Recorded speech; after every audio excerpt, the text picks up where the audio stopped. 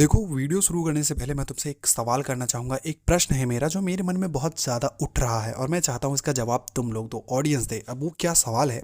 सवाल ये है कि अभी हाल फिलहाल में ही आई स्त्री टू ने कितने पैसे छापे? 500 से 600 करोड़। मैं एक क्वेश्चन पूछता हूँ, वो कौन सी मूवी थी? हॉरर मूवी थी।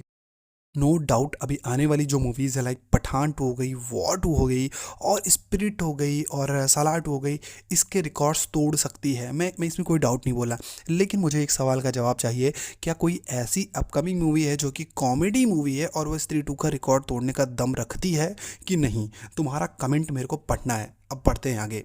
जी हाँ, तुमने थंबनेल में देखा होगा, मैंने बोला था कि हेरा फेरी 3 के बारे में एक ऑफिशियल अपडेट आई है और सच में एक न्यूज़ आई है।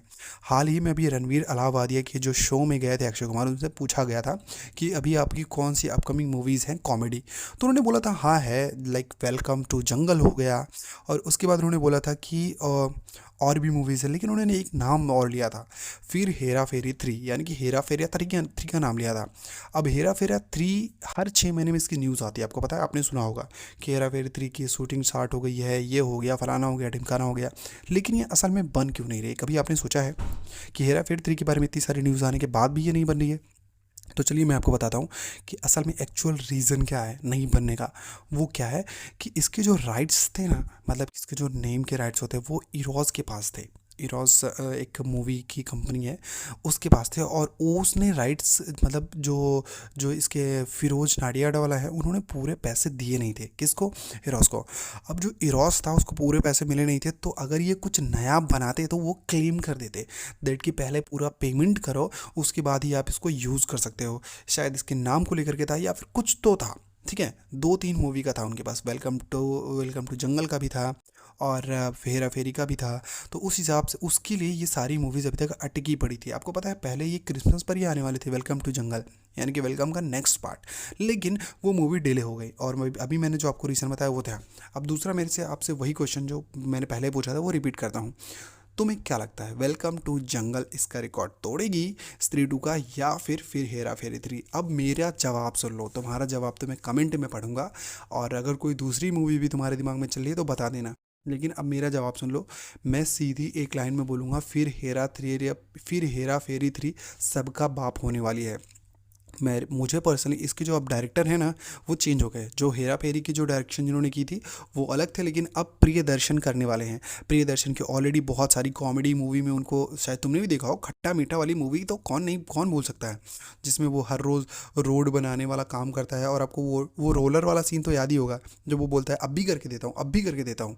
तो वो जो मूवी शो जो डायरेक्ट किया था वही ये मूवी फिर से डायरेक्ट करेंगे, हेरा फेरी 3।